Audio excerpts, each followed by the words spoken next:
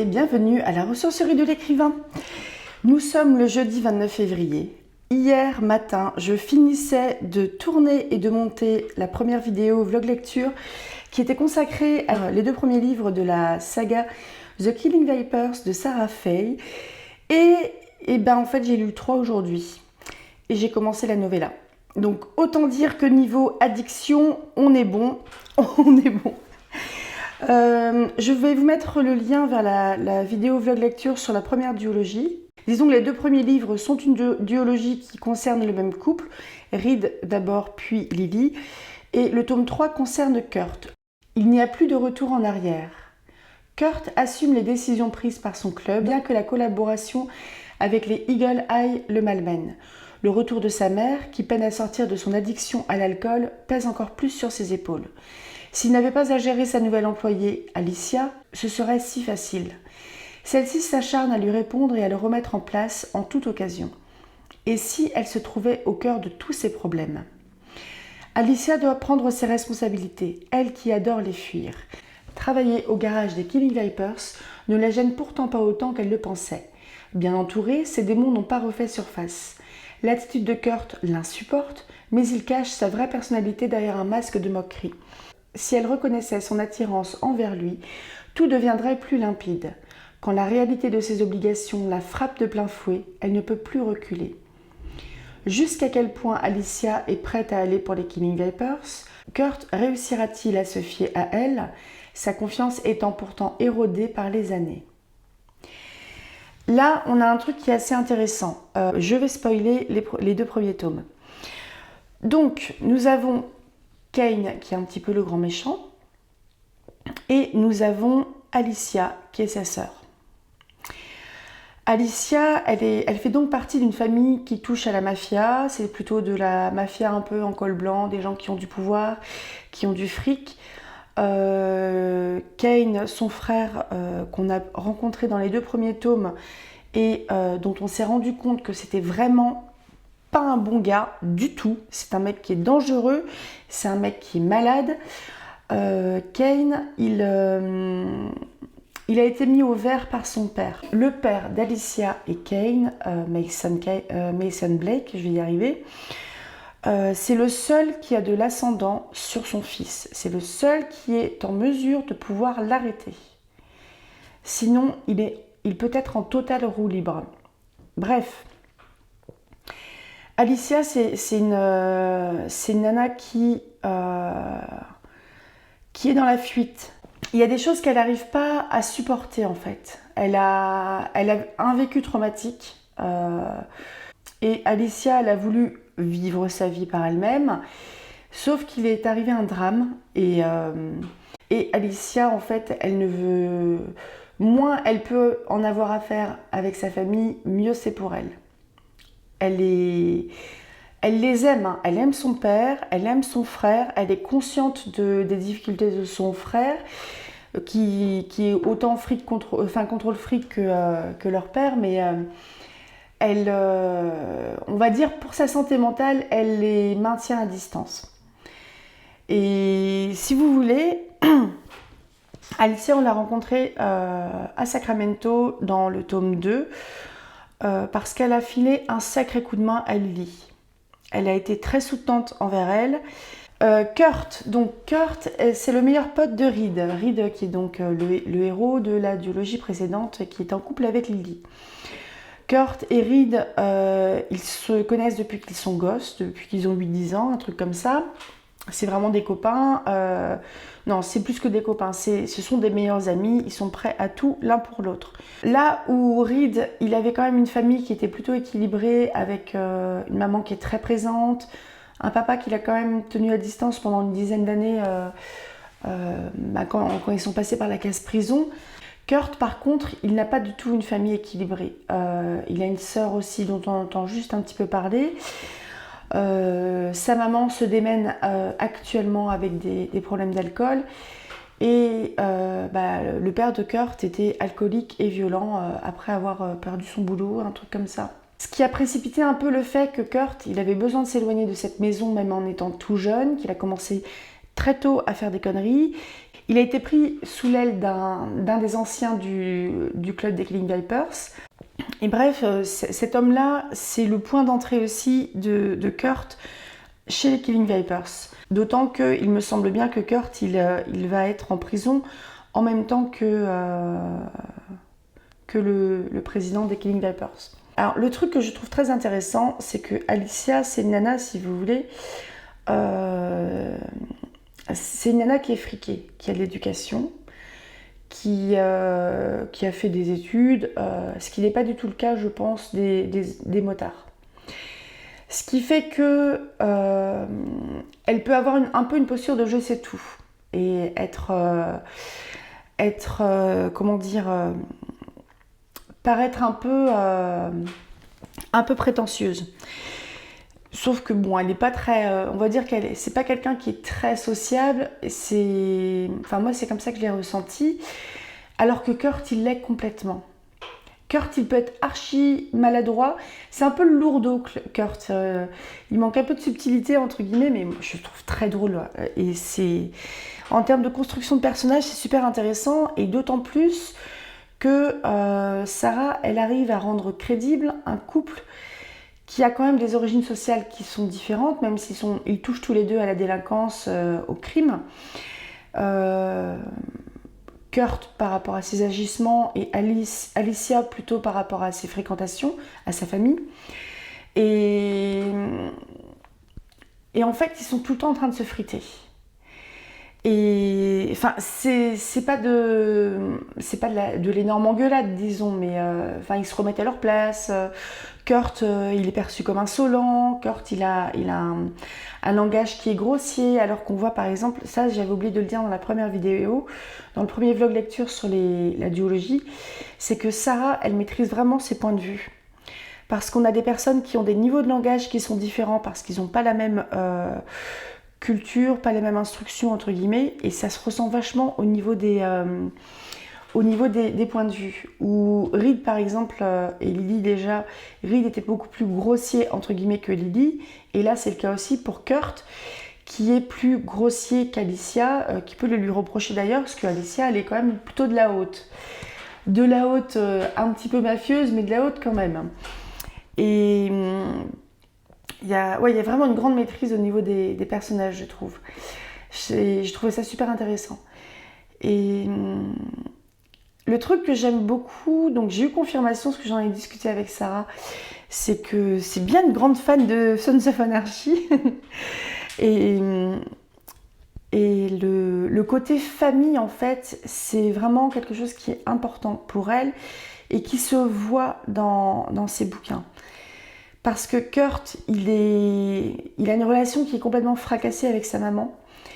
Parce que c'est une maman qui n'a jamais réussi à quitter son mari qui était violent et qui n'a pas été en capacité de défendre ses enfants, ni de se défendre elle-même. Et c'est en plus une femme qui a sombré dans l'alcoolisme, qui était la cause des violences conjugales, une des causes.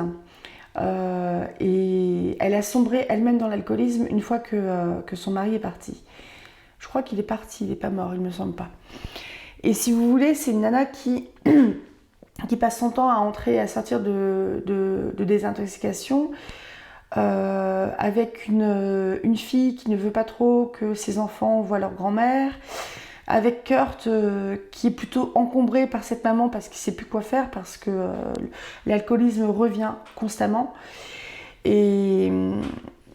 Et en fait, ça lui rappelle tellement de trucs. Kurt, il est pas en capacité de gérer ça.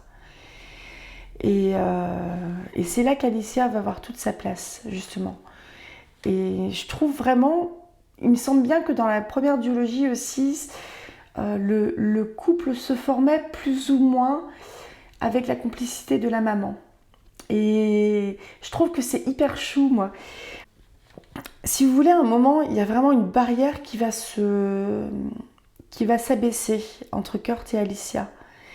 Parce que Alicia, déjà, elle avait des dettes, parce qu'elle ne veut pas dépendre financièrement de son père, alors qu'elle pourrait carrément se la couler douce dans un loft à Sacramento. Hein.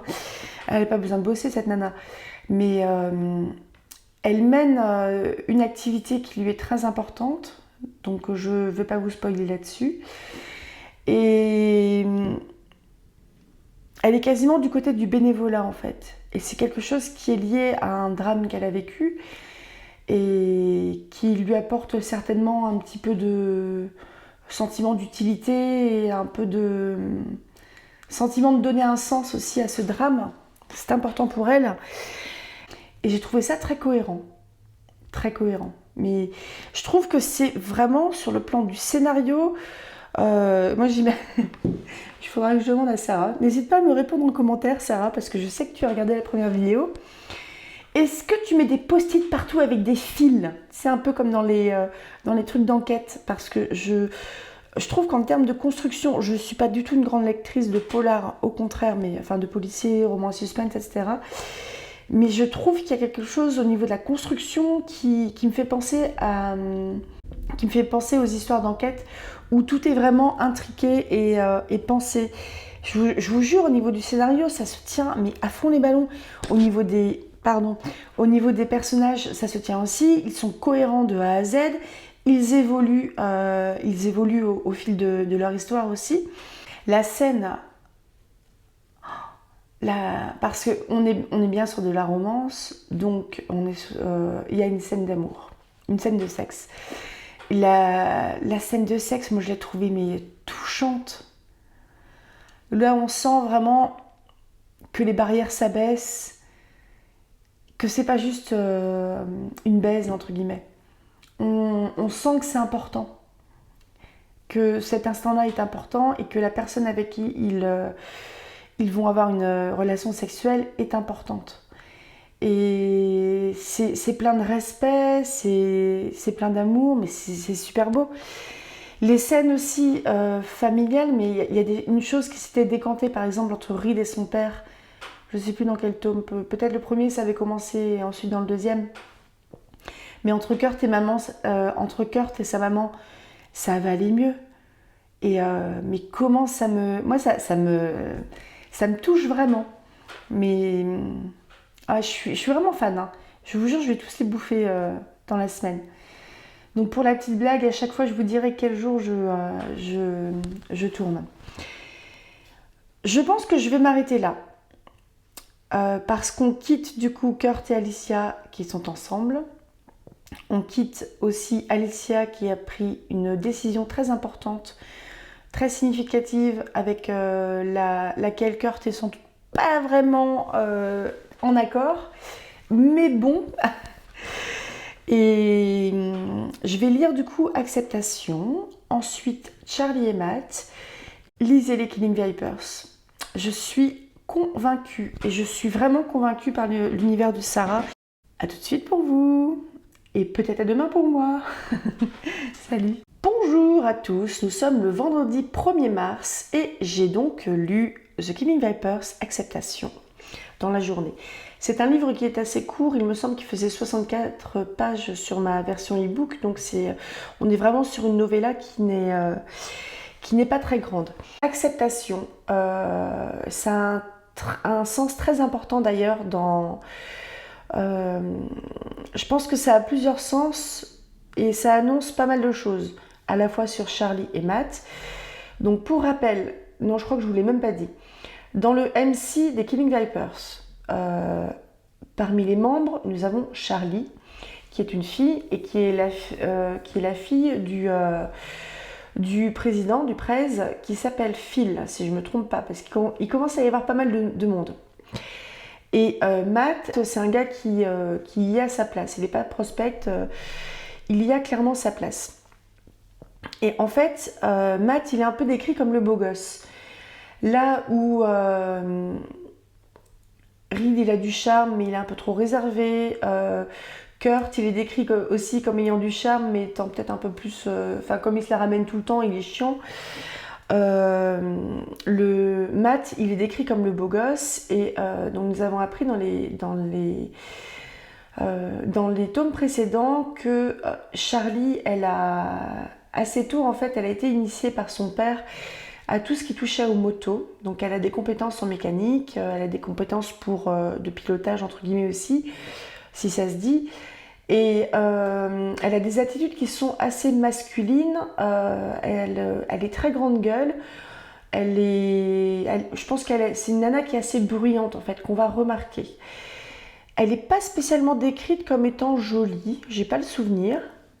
Dans Acceptation, le truc qui est très bien, c'est que Sarah, elle poursuit ce qu'elle a mis en place dans les précédents tomes, à savoir que dans le tout premier tome, on avait juste les points de vue de Reed et de Lily. Dans le deuxième, ça s'est étoffé en passant à ceux d'Alicia et de Kane. Kurt aussi, il me semble. Et dans le tome sur Kurt, donc on a Kurt évidemment, vu que c'est le héros. On a Alicia, on a un petit peu Reed. Mais dans Acceptation, qui est quand même juste une novella, on va passer... on retrouve ces personnages de point de vue anciens. On a aussi comme personnage de point de vue Phil, qui est le président des Killing Vipers. Sachant que là, le niveau de dangerosité augmente pour eux, parce qu'ils ont décidé de redevenir un club 1%. On apprend que c'était avec l'emprisonnement de Phil que les Killing Vipers avaient décidé d'arrêter la criminalité et de redevenir un MC qui était honnête et qui était propre, droit dans ses bottes, etc. Et si vous voulez, là, on a toutes les interrogations de Phil qui, lui, il a tapé quelques années de prison, quand même 8 ans, un truc comme ça. Au final, sa fille, elle a été élevée plus ou moins par son meilleur ami. Sa femme, sa régulière, elle a quand même souffert de cet emprisonnement aussi, parce que c'est 8 ans quand même, c'est très long, surtout quand on a une gamine.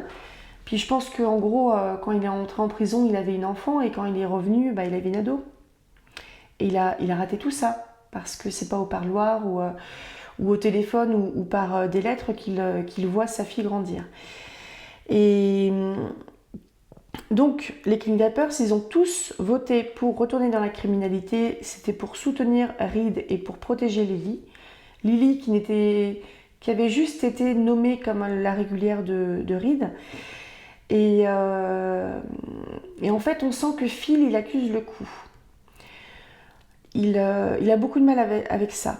Et en fait, toute la novella va se dérouler pendant un week-end. C'est un week-end de réunion des motards où il y a notamment les anciens qui faisaient partie les originaux en fait des Killing Vipers. Donc je ne vais pas vous citer tout le monde parce qu'il y en avait quand même 4 ou 5, mais il y a notamment Rudy qui a plus ou moins servi de père de fonction à Kurt quand il était petit. Il y a Mike qui est le meilleur ami de Phil, donc le président des Killing Vipers. Et si vous voulez, tous ces gens-là, c'était le deal, ils ont été exclus entre guillemets des Killing Vipers, et il y a 2 personnes qui ont tapé la prison, c'était Phil et un autre gars, mais j'ai oublié qui c'était. Ce qui fait que, comme ils ne sont plus membres des Killing Vipers, ils n'ont plus à savoir ce qui s'y passe. Comme les régulières, hein. Les régulières, elles vont se douter de certaines choses, mais ce sont les membres qui ont le patch et qui ont le pouvoir de voter, donc pas les prospects, qui sont au courant de ce qui se passe et qui sont agissants. Sinon, on ne dit rien. Et enfin, on ne dit rien à personne. Mais disons qu'il y a des bruits qui courent. Donc, et Phil, c'est un gars on sent que ça lui pèse. On sent que ça lui pèse et qu'il a envie de protéger tout le monde, et il n'a pas envie de retaper de la prison, et il n'a pas envie que des gens soient blessés ou tués. Le truc qui est super intéressant aussi, c'est qu'on a les points de vue des couples des précédents tomes. Donc on a Reed, on a Lily, on a Kurt et Alicia. Le truc que je trouve vraiment très chouette dans Acceptation, et je trouve que c'est vraiment un tome qui est important dans la série. Je pense qu'on peut passer à côté de certaines choses si on enchaîne directement Kurt et le tome suivant, à savoir Charlie et Matt. C'est qu'on a du coup des nouvelles des précédents couples, des précédents tomes, tout en continuant leur évolution, leur histoire. Et ça annonce les tomes suivants. On a des petites choses sur King, on a beaucoup plus de choses sur Charlie et Matt, Donc on apprend pourquoi ils se font la gueule, par exemple. Je vous en dis pas plus. C'est pas compliqué. Et puis il y en a un qui a l'air d'être... ils ont l'air d'être tous les deux sacrément têtus. Et bah, ça donne super envie de lire la suite. Qu'est-ce que vous voulez que je vous dise? En plus, je suis un petit peu dans les coulisses parce que comme je papote avec Sarah, j'ai des trucs. Je ne vous dirai pas. C'est à elle de le faire. Donc je vous encourage toujours très chaudement à lire les Killing Vipers et on se retrouve. Alors soit je suis sage et je fais un petit point d'étape dans Charlie et Matt, soit je bouffe tout et on se retrouve demain, probablement, pour que je vous fasse un retour sur Charlie et Matt. A tout de suite. Coucou.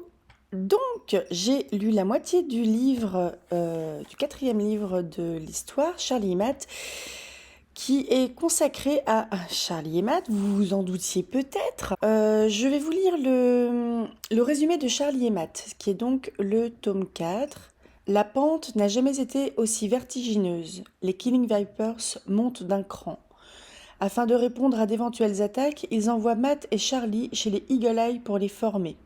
Seulement, depuis que les deux lieutenants ont commis la grave erreur de se rapprocher, ils ne peuvent plus se supporter. Charlie ne comprend pas l'attitude de Matt et désire crever l'abcès une bonne fois pour toutes.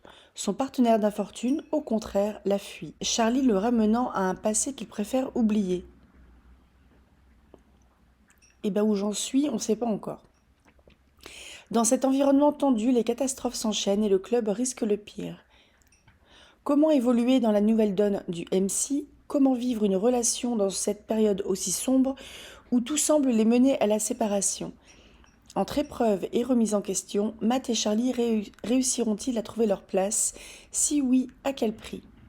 Donc la manière dont ça avait été teasé dans les précédents tomes, là je parle uniquement de la relation entre Charlie et Matt, c'est que au début ils étaient pas mal à se mettre en boîte. Ils étaient assez proches, ce sont des amis, enfin oui voilà, ce sont des amis, ils étaient beaucoup à s'envoyer des pics, etc. Mais alors sachant que Charlie c'est la fille du président, donc Phil, et elle fait également partie du MC, elle est lieutenant, elle a le même grade que Matt. Matt c'est le beau gosse.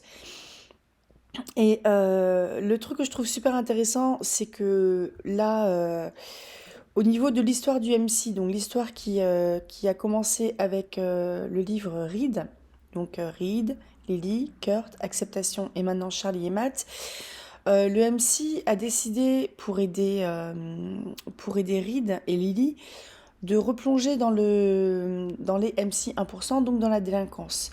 Ce qui fait que ça commence un peu à se savoir parmi des clubs qui sont alliés ou des clubs qui sont au contraire plutôt adversaires. Et on a même un peu l'impression qu'au niveau des flics, ça commence à bouger aussi. Sachant que le MC, des années auparavant, mais ça c'est juste quelques petites phrases par-ci par-là, donc on ne sait pas exactement ce qui s'est passé, mais le club avait été en danger. Phil a décidé que, ça on l'apprend dans le 3-5, dans Acceptation, Phil avait décidé avec Pete, si je ne me trompe pas, donc un des fondateurs des Killing Vipers, de porter en fait la responsabilité de je ne sais pas exactement ce qu'on leur reprochait, mais enfin ils ont pris pour tous les autres, et le deal c'était que les membres fondateurs des Killing Vipers le quittaient le MC. Ce qui fait que Phil et Pete, ils ont fait de la tôle, tous les deux, plutôt longtemps. 8 ans de mémoire pour Phil, pour Pete, on ne sait pas exactement. Et ça a évidemment bouleversé leur famille. Donc on connaît pas grand-chose de Pete. Il fait juste partie du paysage. Phil et Pete ont en gros eu une expérience un petit peu similaire, des difficultés avec leur famille aussi. Des difficultés qu'on connaît mieux pour la famille de Phil, parce que là on suit Charlie qui est sa fille. En plus, donc on est toujours aussi sur le fil des précédents tomes, parce que depuis qu'ils ont de nouveau baigné dans la délinquance, Il y a eu une histoire de la fameuse fusillade en fait du tome 3 où ils supposent en fait qu'ils ont un traître parmi eux. Et il y a cette enquête sur qui est ce traître, sachant qu'ils le font assez discrètement. Il se passe une autre chose qui est catastrophique pour eux parce qu'ils vont finir dans le radar en fait des flics. C'est que c'est un truc bien encombrant, je vous en dis pas plus. Mais ce qui fait que ça va en écarter certains des suspects, mais qu'il y a d'autres qui n'ont pas d'alibi qui vont être suspectés. Et là, ils savent pas en gros. Maintenant que les Killing Vipers retournent dans la délinquance, il faut former les plus jeunes. Donc les plus jeunes, ça va être Matt, ça va être Charlie, c'est les autres prospects qui vont devenir membres actifs du gang. Et ce qui fait qu'il y en a certains qui vont être envoyés qui vont être envoyés à Sacramento auprès des Eagle Eye, qui sont un groupe 1% aussi, mais qui sont alliés. Et donc, Matt et Charlie, ça me fait trop rire parce que du coup, j'en ai discuté avec Sarah. Elle disait, non, mais quand j'écrivais ça, j'étais... Matt et Charlie sont envoyés à Sacramento, tous les deux, dans un contexte où, en fait, ils s'étaient un peu trop rapprochés, que Charlie, elle voudrait avoir des explications sur ce qui s'est passé entre eux, ce qui va se passer par la suite, sur c'est fini ou pas. Je rentre pas trop dans les détails. Et Matt, c'est du courage fillon, à fond les ballons. Il assume pas du tout, il est pas du tout à l'aise avec ça. C'est pas qu'il s'en fout, il se fout pas du tout de Charlie. Au contraire, c'est que il arrive pas. Je pense qu'il y a là où j'en suis, je suis à peu près à la moitié, donc on n'en sait pas plus. Mais donc ils sont envoyés à Sacramento dans une dans une humeur en fait où tout le monde se dit oh ils vont pas arrêter de s'engueuler parce qu'ils sont passés d'un petit groupe de potes, enfin de deux potes qui se mettaient en boîte constamment à des potes qui s'évitent. Et ce qui veut dire que tout le MC sait qu'il s'est passé un truc. Et évidemment, les principaux concernés n'ont pas du tout capté que tout le monde a capté. Ça, c'est assez drôle. Parce que du coup, il peut y avoir des petites discussions avec Alicia et Lily en mode « Alors, il s'est passé quoi? Tu me racontes ?» Donc ça, c'est assez rigolo. Donc ils vont à Sacramento, il va se passer d'autres choses aussi. Ils vont être formés auprès des Eagle Eye et ils vont devoir revenir un peu en catastrophe à Chico parce qu'il s'est passé quelque chose de grave. Et j'essaye de ne pas en dire trop non plus. Ça se rabiboche un peu au passage, mais tout en ayant rien exprimé. Donc là, c'est pas évident. Donc on repousse le problème, en gros. Là c'est juste purement au niveau de la relation. Et par contre, là, au niveau des Killing Vipers, la chose grave qui s'est passée, ça peut impliquer qu'il y en a quelques-uns qui vont finir en cabane. Ça dépend comment ça tourne. Quand il se passe un truc de très grave, comme la fusillade où il y avait eu quand même des morts, c'était dans des entrepôts, personne ne l'a vu, personne ne l'a su, on planque les cadavres, tout va bien. Il ne s'est rien passé. Sauf que là, c'était pas le cas. Là, c'est pas le cas du tout. Là, ça a été très public. Ce qui fait qu'ils sont dans la merde, en gros. À tout de suite pour vous. Je vais aller m'inquiéter pour mes bikers. Coucou. Donc, j'ai fini Charlie et Matt. Et si vous voulez tout savoir, j'ai également lu Two Kings. Ce qui veut dire que j'ai complètement passé outre les règles que je m'étais édictées, à savoir de lire un peu au fur et à mesure. La dynamique que j'aime beaucoup, en fait, au niveau de ce couple-là, c'est le fait que ce qui va déclencher, ça commence par une amitié pour moi, parce qu'ils étaient franchement à se mettre en boîte, à s'envoyer des pics, etc. Ils sont autant grande gueule l'un que l'autre, peut-être plus Charlie d'ailleurs là-dessus. Et Charlie, c'est la chasse gardée parce que son père, Chris, Chris a dit que, en gros, Charlie était chasse gardée et que aucun membre ou prospect ou hang-around des Killing Vipers ne peut coucher avec elle. Donc, elle a quand même plus ou moins respecté ce truc-là. La place qui est difficile à tenir pour Charlie dans les Killing Vipers, c'est à la fois d'avoir été, d'être la fille du prez et aussi d'être une femme membre des Killing Vipers. Il n'y a aucun souci, à part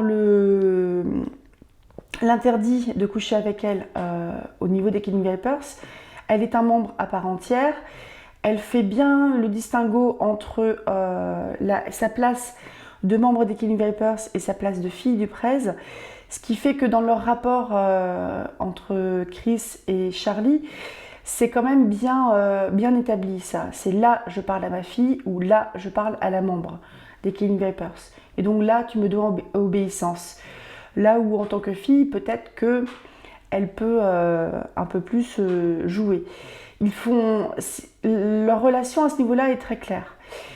J'aime beaucoup la relation aussi que Charlie elle a avec sa grand-mère, Natty, si je ne me trompe pas, qui a l'air un petit peu de follayer, peut-être un petit début de démence ou un début d'Alzheimer. Elle a l'air d'en jouer un petit peu aussi.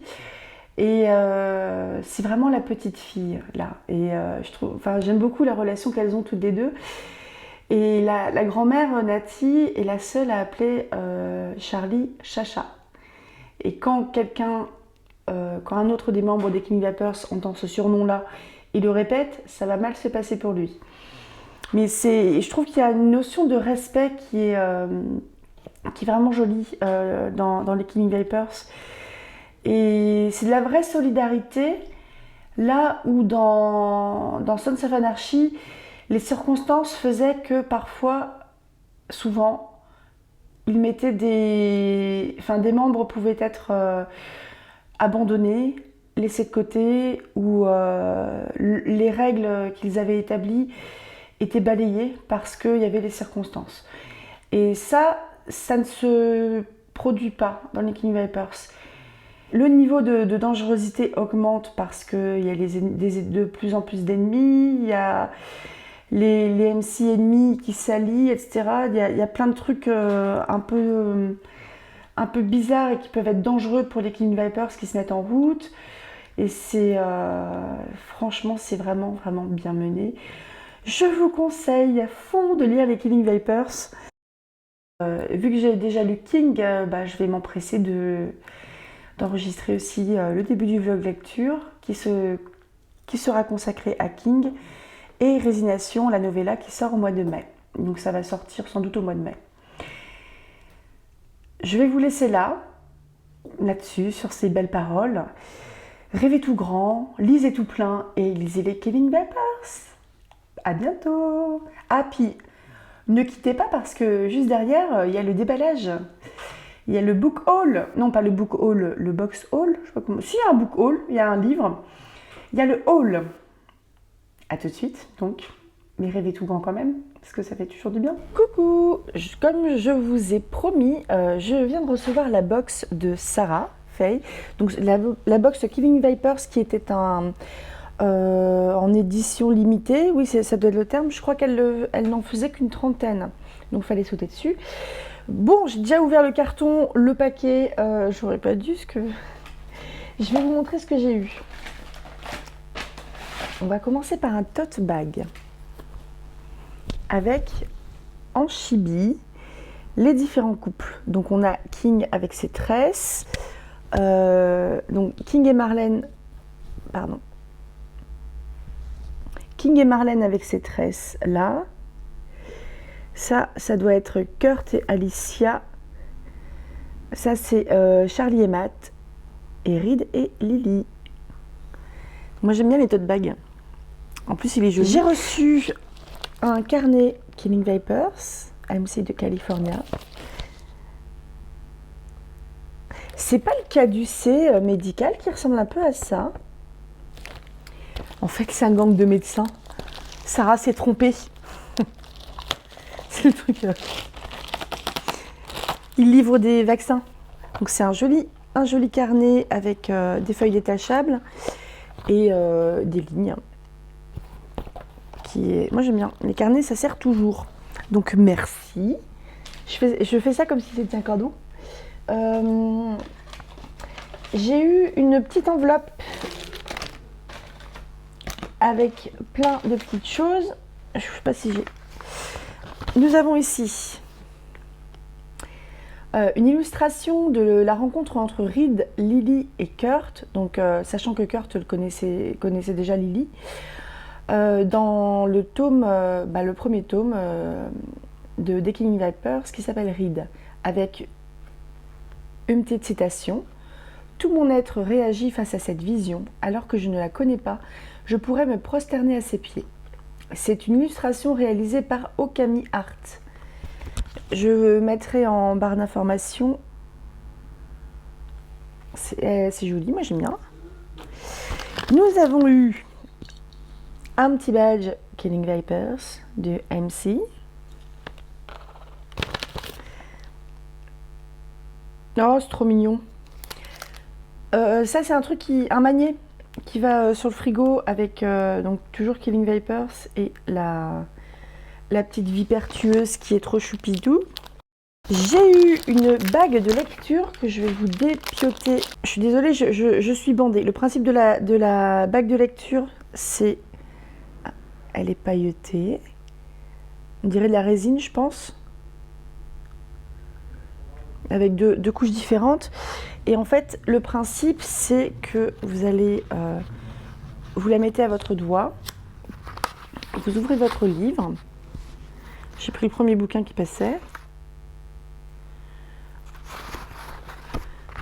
Et tada! Je vais vous montrer le livre de Sarah après.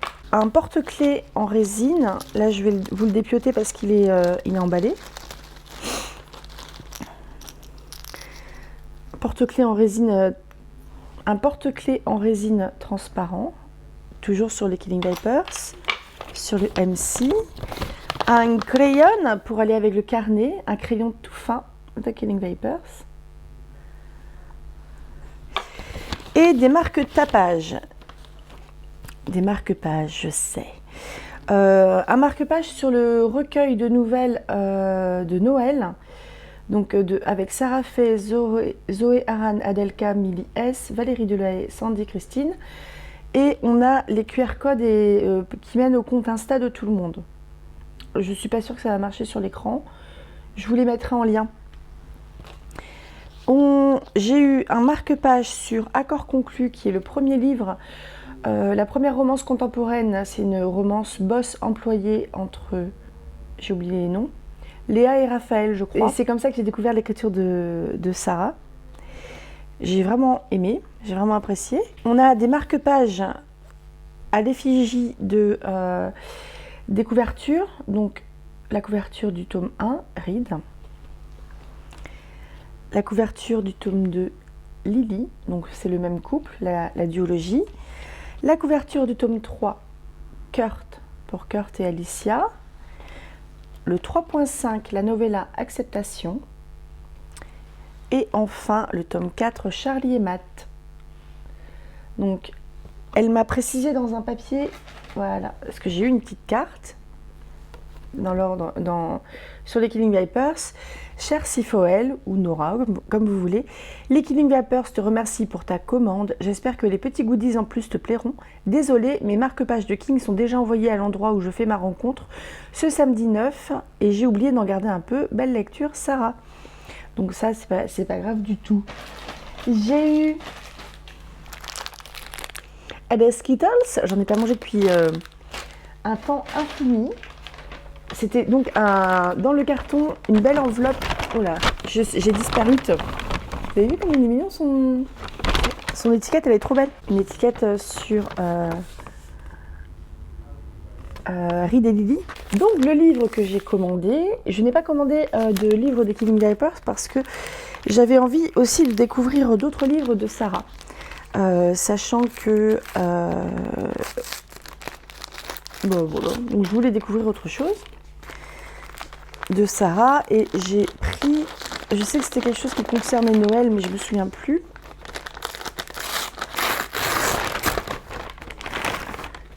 Ah, ok. Donc ça va avec... C'est le recueil de Noël, là. Recueil de nouvelles de Noël avec Sarah Fay, Zoé Aran, Adelka, Millie S, Valérie Delahaye, Sandy Christine. C'est la première fois que je tiens entre mes mains un livre Amazon. Donc franchement, je trouve que mais c'est propre. Non mais je trouve que c'est plus... J'avais pas mal entendu en fait sur les réseaux sociaux que les livres qui étaient auto-édités et imprimés par Amazon n'étaient pas de qualité. Ouais, la couverture est peut-être pas ultra épaisse par rapport aux autres, mais je trouve que le rendu est vraiment bien. Donc, Noël avec. Tu aimes les romances et la magie de Noël. Cette année, 6 autrices se sont réunies pour t'offrir 6 nouvelles autour du thème de Noël dans des univers différents. Pars à la découverte de ce recueil dont les bénéfices des ventes Amazon profiteront à l'association AIDA qui offre des cadeaux de Noël aux enfants hospitalisés. Au Noël, comment réagirais-tu si tu te retrouvais coincé dans ton entreprise le soir du réveillon avec ton boss? Si tu devais organiser le mariage de ta sœur en compagnie d'un témoin aussi arrogant que sexy? Si une boule de Noël pouvait tout changer dans ta vie? Si tu devais cohabiter une semaine avec un homme que tu détestes et son ex? Sympa. Si les reines amenaient la magie de Noël? Si tu retrouvais ton amour d'enfance? Passe le plus beau des Noëls en compagnie de Sarah Fay, Zoé Aran, Millie S, Sandy Christine, Adelka et Valérie Delahaye. À tes souhaits, Jacques. C'est le collègue de mon compagnon. Wow. Noël avec un recueil de nouvelles. Donc, chère Nora, je m'appelle Nora. Belle découverte de ces novellas de Noël, toutes douces. Sarah. Donc, on a Noël avec ma sœur, mon beau-frère et leurs potes. Une novella de Zoé Aran. Noël coincé avec mon boss, une novella de Sarah Fay. Donc, c'est dans l'univers de Accord conclu, j'imagine. Nous avons Noël avec toi et ton ex de Sandy Christine. La magie d'une boule de Noël de Millie S. Deux cœurs sous la magie de l'hiver de Adelka. Et Les Reines du Père Noël de Valérie Delahaye. C'est cool, je trouve, d'offrir vos droits comme ça à une association. Et c'est publié en Italie. Je vous mettrai le lien aussi de l'association AIDA. C'est pas parce qu'on n'est pas à Noël qu'on peut pas déjà commencer à se dire tiens, association de Noël. J'espère que cette vidéo vous a plu, ce format de vlog lecture également. N'hésitez pas à me dire si je vous ai donné envie de lire les Killing Vipers. Je vous le conseille très fort, franchement, j'ai vraiment aimé. Et comme je vous dis, je pense pas être une super amatrice de romance qui en lit des tonnes comme certains ou certaines, parce que autant je peux adorer et autant ça peut me tomber des mains. Et là, on est plutôt du côté de l'adoration, enfin de la très bonne lecture que du tombage des mains, parce que j'aurais été bien embarrassée sinon. A tout bientôt, rêvez tout grand, et d'ici quelques semaines sortira le vlog lecture sur Kurt et la novella Résignation, donc ça sera courant mai, il me semble. Parce que je pense que je recevrai la novella en avant-première. Comme c'est une novella, c'est plus court, donc ça se lit très vite. Donc je pense que je peux... oui, je vais le sortir un petit peu avant la sortie de la novella, je pense, le vlog. Comme ça permet de le promouvoir. À bientôt.